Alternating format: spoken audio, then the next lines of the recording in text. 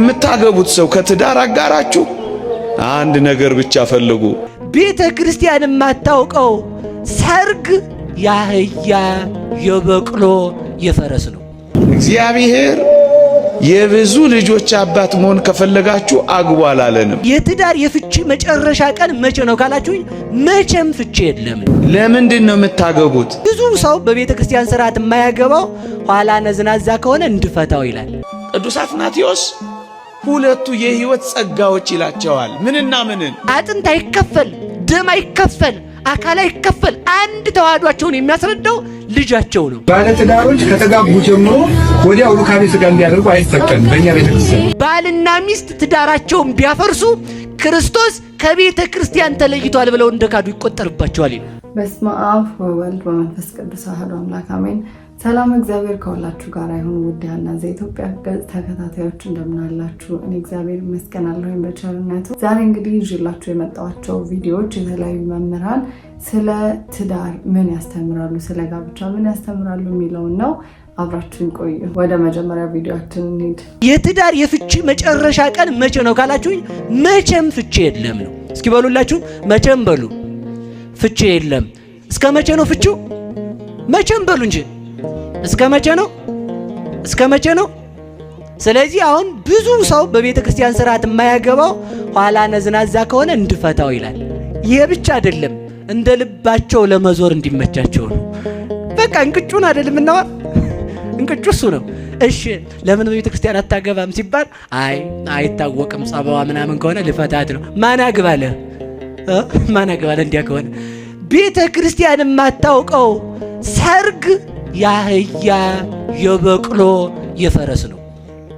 እኔ አላልኩም። ፍትሐ ነገሥት ሰለስቱ ምዕት ቤተ ክርስቲያን የማታውቀው ካላችሁ አሳውቁ፣ መታችሁ ቁረው፣ እንቅጩን ማለት ነው።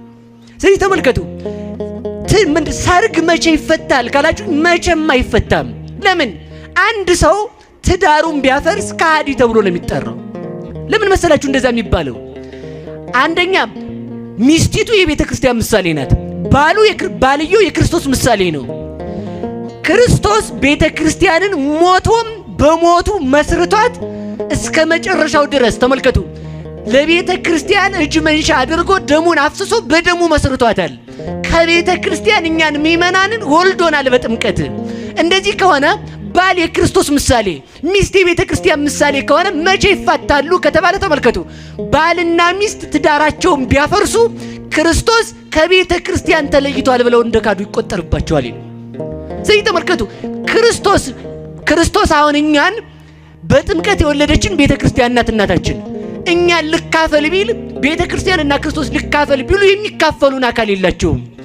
ባልና ሚስት ወልደው ልጅ እንካፈል ቢሉ ንብረት ይካፈሉ ይሆናል እንጂ ለማን ሊሆን ነው? አጥንት አይከፈል፣ ደም አይከፈል፣ አካል አይከፈል፣ አንድ ተዋህዷቸውን የሚያስረዳው ልጃቸው ነው።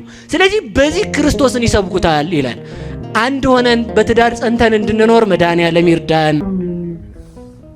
ቃልዎትን ያሰማልን አባታችን። እንግዲህ እንደውም በቅርብ የሰማሁት ዜና ኢትዮጵያ ውስጥ ከጋብቻ በፊት የጋብቻ ትምህርት ሰርተፍኬት ወይም ባልና ሚስት የጋብቻ ትምህርት ተምረው ሰርተፍኬቱን ይዘው ነው መጋባት የሚችሉት። ምክንያቱም የፍቺ ሬቱ በጣም ስለጨመረ ኢትዮጵያ ውስጥ ማለት ነው። እና ቃልዎትን ያሰማልን አባታችን። ብዙዎቻችን እንግዲህ ከቤተክርስቲያን ውጭ ስለሆነ ትዳሩም በቅዱስ ቁርባንም ስለማይታነጽ ብዙዎቻችን ደግሞ እግዚአብሔር የሚያዘንን እግዚአብሔርን ትእዛዝ ስለማናከብር ይመስለኛል ሴትም ለባሏ ትገዛ የሚለውን፣ ሴትም ወንድም ለሚስቱን ይውደዳት የሚለውን ያንን የእግዚአብሔርን ቃል ስለማናከብር ትዳሩም የከበረው የሚያሰመረ ይሆነልን አይደለምና እግዚአብሔር ይርዳን። በእውነቱ መድኃኔዓለም ክርስቶስ እሱ ይርዳን። እሺ ወደሚቀጥለው ቪዲዮአችን እንሂድ። When Jesus taught his disciples what true marriage was, they were completely scandalized.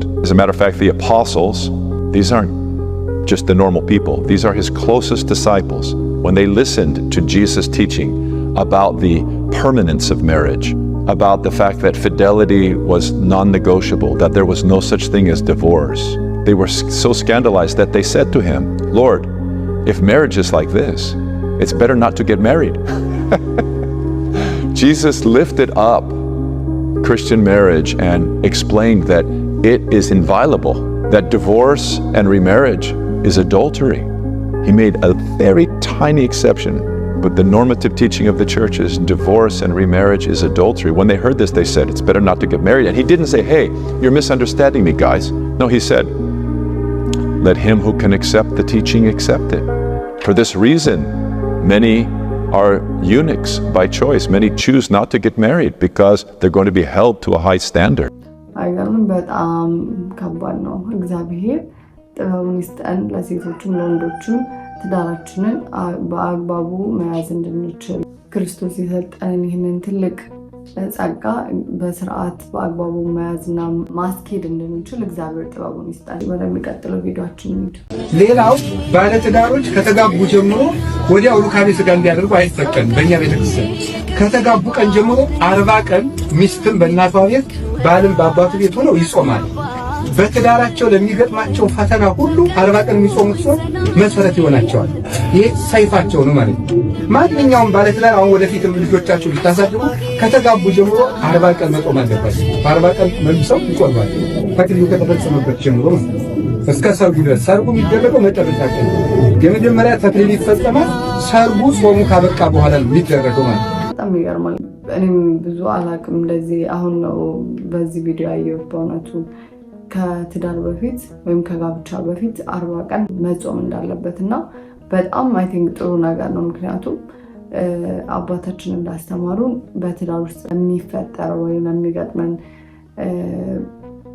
ፈተናዎች እግዚአብሔር ጥበቡን፣ ማስተዋሉን፣ ጥንካሬውን፣ ብርታቱን በዛ ጾም ይሰጠናል እና የቤተክርስቲያናችን አስተምሮ በጣም ልዩ ነው። የምታገቡት ሰው ከትዳር አጋራችሁ አንድ ነገር ብቻ ፈልጉ፣ እግዚአብሔር አለው ወይ ብቻ ፈልጉ። የነፍስ ንጽህናን ይፈልጋል ወይ? የነፍስ ቅድስናን ትፈልጋለች ወይ? እንጂስ ገንዘብን አትሹ። ዓላማ አይደለማ። እግዚአብሔር የብዙ ልጆች አባት መሆን ከፈለጋችሁ አግቡ አላለንም። እደግመዋለሁ። የብዙ ልጆች አባት መሆን ከፈለጋችሁ አግቡ አላለንም። እናስ ሰይጣን እንዳይፈትናችሁ አግቡ ነው ያለን። ለምንድን ነው የምታገቡት? ጽድቅን ልትፈጽሙ ነው። ለምንድን ነው እጮኛ የምትይዙት? ጽድቅን ልትፈጽሙ ነው። ለምንድን ነው ቤተሰብ የምትመሰርቱት? ድህነታችሁን ለመፈጸም ነው። ቅዱስ አትናቴዎስ ሁለቱ የሕይወት ጸጋዎች ይላቸዋል። ምንና ምንን? ምንኩስናንና ጋብቻ። እንግዲህ እግዚአብሔር ጥበቡን ይስጠን። ሴቶቹም ጥሩ ሚስት የሚሆኑበት፣ ወንዶቹም ጥሩ ባል የሚሆኑበት፣ ጥሩ ብቻ ሳይሆን እግዚአብሔር የፈቀደልን ወይም እግዚአብሔር ሁኑ ባለ መንገድ መሆን እንድንችል እግዚአብሔር ይርዳን። But the wife, if to respect and obey her husband as the church respects and obeys Christ. And the husband, who gets far more difficult challenges, the wife pretty much just has to obey. 3 verses. The husband gets 9 verses. And in those 9 verses, he's told that he has to love his wife as his own flesh. He has to lay down his life for her as Christ laid down his life for the church. He has to wash her with the water of the word of God and present her on the day of judgment pure and without blemish. Wow.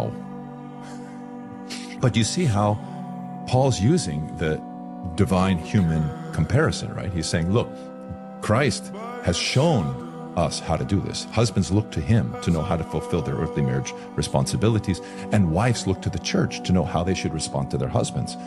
This shows how fundamental marriage is. Marriage is not a social contract. We didn't invent this. It's not a construct made by men.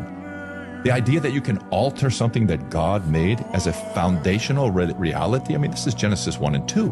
ኤፌሶን 5 ከቁጥር 21 ጀምሮ ነው ያስተማሩት። እያንዳንዳችሁ በክርስቶስ ፍርሃት የተገዛችሁ ሁኑ። ሚስቶች ሆይ ለጌታ እንደምትገዙ ለባሎቻችሁ ተገዙ። ክርስቶስ ደግሞ የቤተክርስቲያን ራስ እንደሆነ እርሱም አካሉን የሚያድን እንደሆነ ባል የሚስት ራስ ነውና፣ ዳሩ ግን ቤተክርስቲያን ለክርስቶስ እንደምትገዛ እንዲሁም ሚስቶች ደግሞ በሁሉ ለባሎቻቸው ይገዙ። ባሎች ሆይ ክርስቶስ ደግሞ ቤተክርስቲያንን ወደዳት፣ ሚስቶቻችሁን ወደዱ፣ በውሃ መታጠብና ከቃሉ ጋር አንጽቶ እንዲቀድሳት ስለ እርሷ ራሱን አሳልፎ ሰጠ።